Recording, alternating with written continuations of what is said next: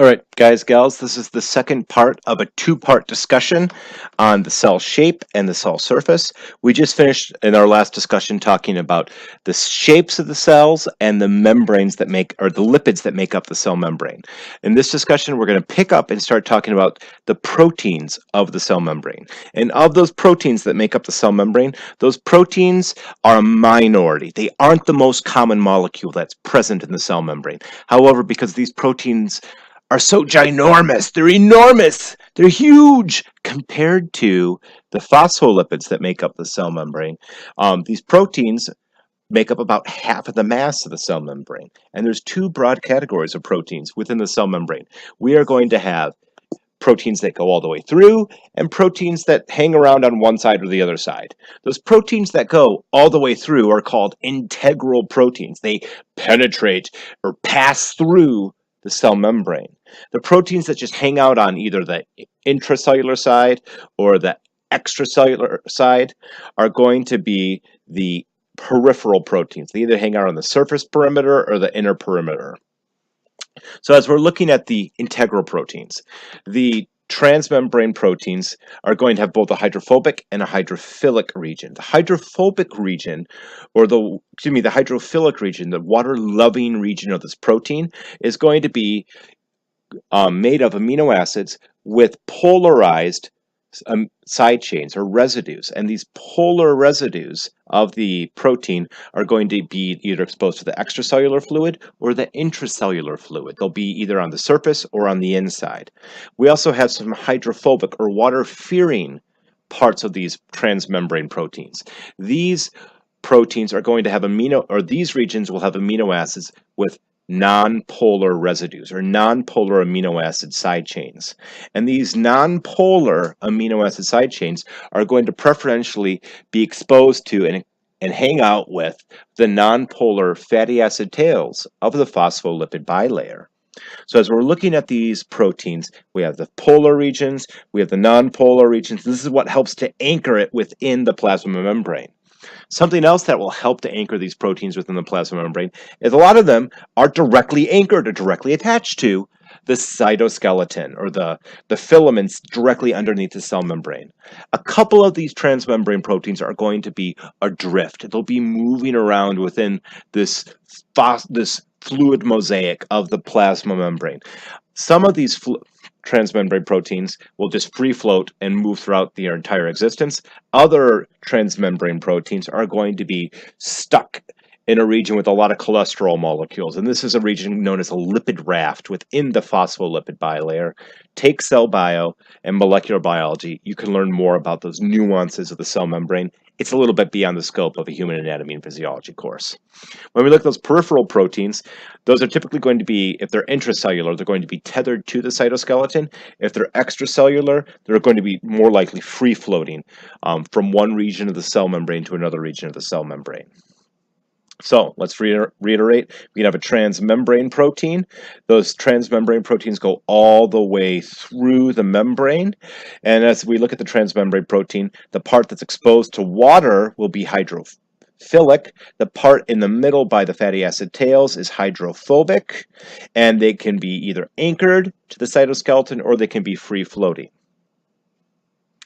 As we're looking at those transmembrane proteins, oh my gosh, they can do so many cool things. We can have receptor proteins, enzyme proteins, channel proteins, gated channel proteins. So the difference between the channel and the gated channel is one is always open, the channels are always open. Gated channels can open and close. We can also have ID tags, or we can have adhesion molecules. So let's talk about each of those functions of those transmembrane proteins. When a transmembrane protein serves as a receptor, it can bind to chemical signals and then take that chemical signal from the outside of the cell and move it to the inside of the cell. It's not by moving the signaling molecule itself, but as that transmembrane protein binds to the chemical signal, it changes shape. There's a conformational shift, and then the intracellular part of the protein also changes shape, and then initiates a series of chemical reactions to amplify the signal. We can have secondary messenger systems made of proteins, and these secondary messenger systems are going to allow for cells to communicate with each other and can take an extracellular message and amplify it as an intracellular message. Probably the thing that I get the most excited about is enzymes, proteins that act like catalysts, or proteins that speed up, that catalyze chemical reactions. I love enzymes. You can also have channel proteins. Now, when we look at channel proteins, guys, gals, these are proteins that are going to allow hydrophilic solutes, so water-loving solutes, things that normally wouldn't be able to get through that nonpolar region of the plasma membrane or the phospholipid bilayer to pass through. So when we think of these things that normally don't like being exposed to the phospholipid bilayer, the fatty acid tails of it, these are going to be molecules or chemicals that are highly polarized or highly charged. Some of these channel proteins will always be open. Other ones can open and close. They're gated. And when they're gated, there's different ways that we can open and close them. Some of these gated channel proteins are going to be ligand gated. And when we say ligand gated, they open and close in response to the correct chemical signal. Some of them are voltage gated. A voltage gated one will open and close in response to the correct electrical current or the electrical charge that they're exposed to. And then others are mechanically gated channel proteins, and these will open and close in response to the correct physical stimulus. When we get to the nervous system, we will spend a lot of time, more time than you probably care to, talking about ligand gated ion channels, voltage gated ion channels, and mechanically gated ion channels as we take a physical stimulus and turn it into an electrical signal that then is transmitted across the body and then sent to the brain to be processed. These channel proteins become very, very important when we get to that stage.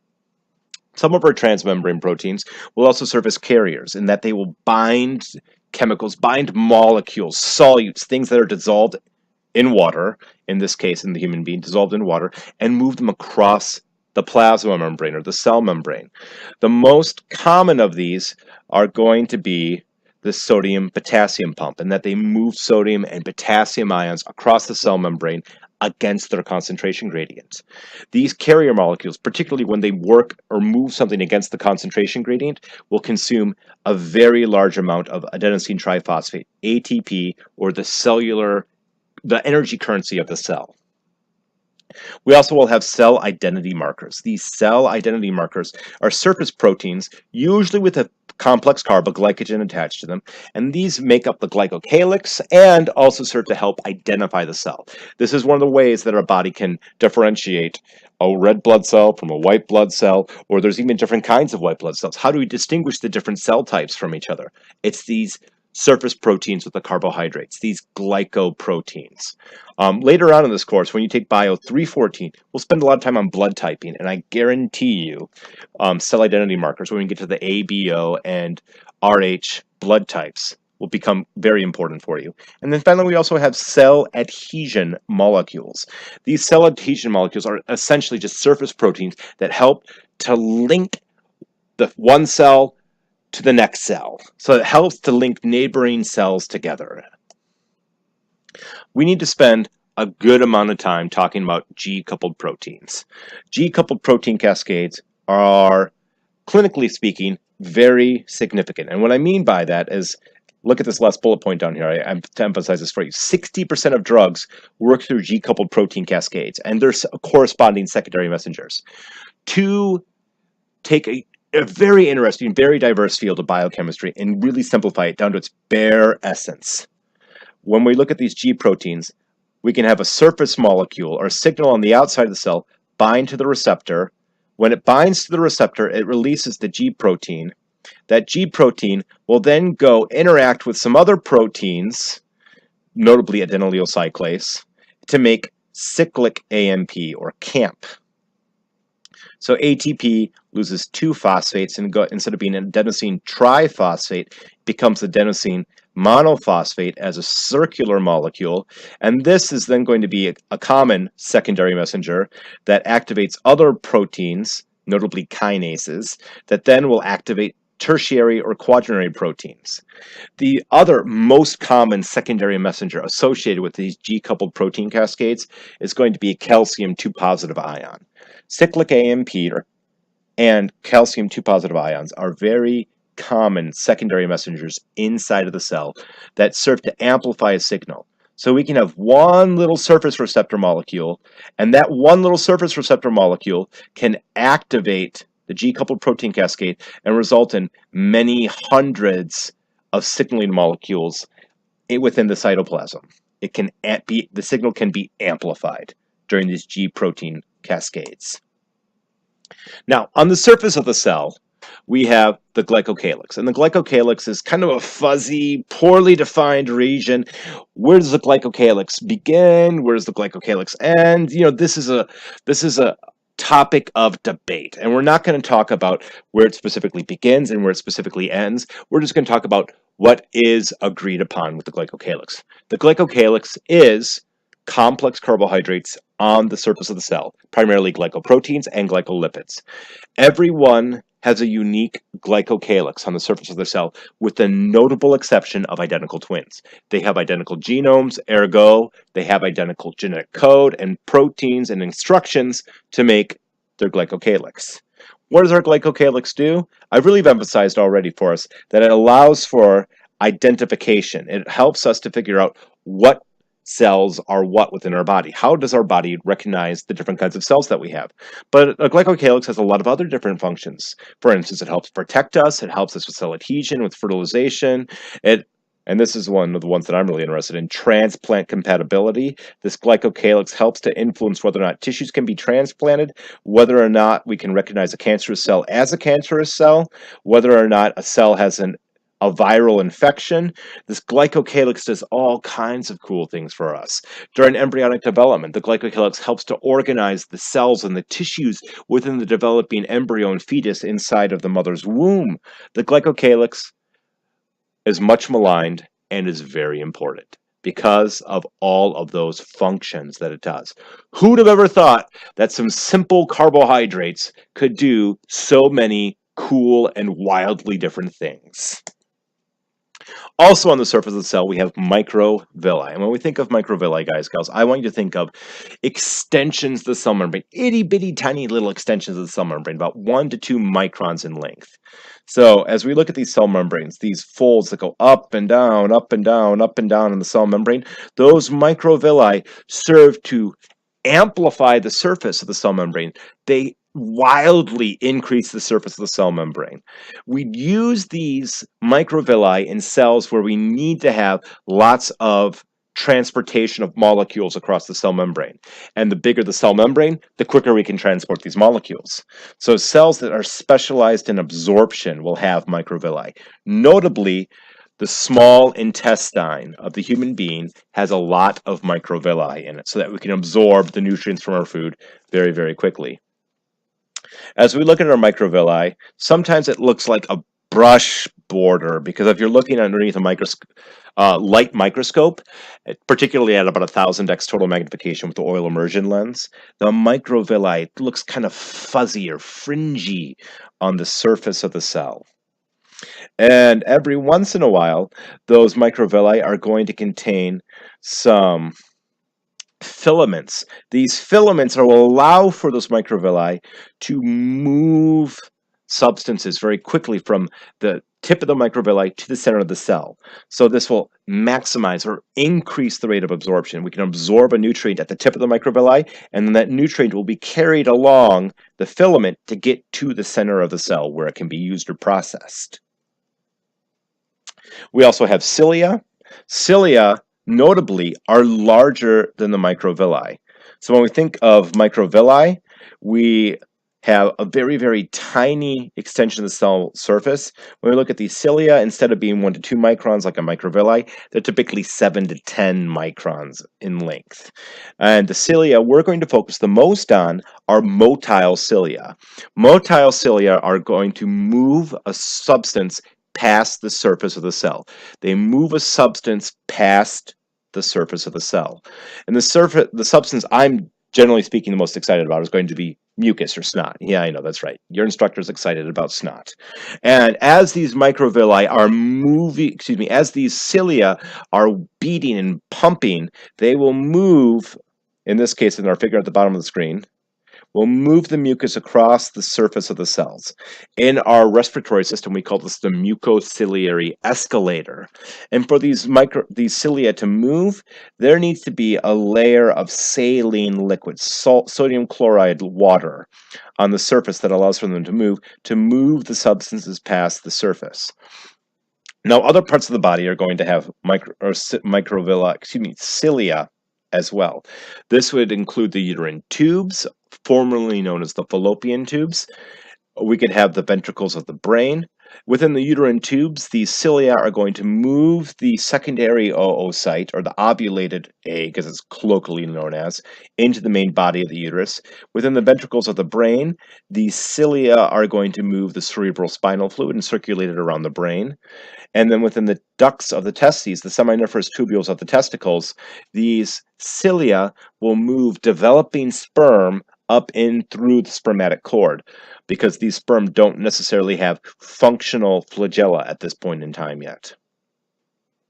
But we're going to spend some more time talking about mucus, because there is a really important clinical application to mucus and cilia, and that is going to be cystic fibrosis. This is a hereditary disease that some people will get, where they have extra thick mucus. And that extra thick mucus is super thick because there's no saline layer on the surface of the cells within the respiratory tract. So let's back up a little bit here. If we don't have this layer of saline fluid to lubricate the cilia, the mucus in somebody who has cystic fibrosis, instead of floating along, getting pushed along the surface of the saline layer, that mucus will gum up and gunk up the cilia. Practically speaking, this extra thick mucus is going to block tubes, block passageways, and cause all kinds of problems for patients that have cystic fibrosis. So in the lungs, they're going to have a very tough time absorbing oxygen because they aren't going to have a clear respiratory membrane. Within their digestive tracts, they are going to have a tough time getting digestive enzymes from their pancreas into the duodenum of their small intestine. And these individuals, generally speaking, have lots and lots of respiratory infections, chronic bronchitis, because they have chronic thick mucus with lots of bacteria growing in it, stuck in their lungs. The average life expectancy right now for someone with cystic fibrosis has been extended to 30 years of age, because these individuals go through, generally speaking, a half an hour in the morning and a half an hour in the evening of therapeutic sessions that effectively, where they hang upside down and have the mucus physically vibrated out of their bodies. It's not a pleasant experience. We also are going to talk about flagella. So to recap here, we had microvilli, we had cilia, and then flagella. Flagella are enormous. They are the large one, the large extension from the cell. Cilia serve to move substances past the surface of the cell, microvilli served to increase the rate of absorption, and flagella serve as a form of locomotion. They move the entire cell. The only human cell that has a flagella present is the sperm cell of the male, or the male gamete. And as we look at this flagella, it is going to undulate with a snake-like and corkscrew motion. There's no power stroke to the eukaryotic flagella. So as we're looking at the flagella, that's going to be the hallmark structure that's present on sperm cells. Some cells, notably white blood cells, can also form pseudopods, or false feet. Pseudo for false, pod for foot. And these false feet are extensions of the cell itself. We can use pseudopods to move a cell, maybe move it from the bloodstream to the interstitial fluid, or as a form of locomotion, just go from one point in the tissue to another point in the tissue. Pseudopods can also be used to phagocytize or engulf particles. So here we have a pseudopod being used for locomotion, and then here we have a pseudopod being used to engulf a particle, or probably it looks like some bacilli bacterium. And here we have some pseudopods that are being extended out to some bacilli bacterium. So guys, gals, that is it for our discussion on the cell shapes and cell surface. This was the second of 2 lecture recordings on that topic. If you ever have any questions or comments, please feel free to shoot me an email or swing by my office hours. And as always, happy studies.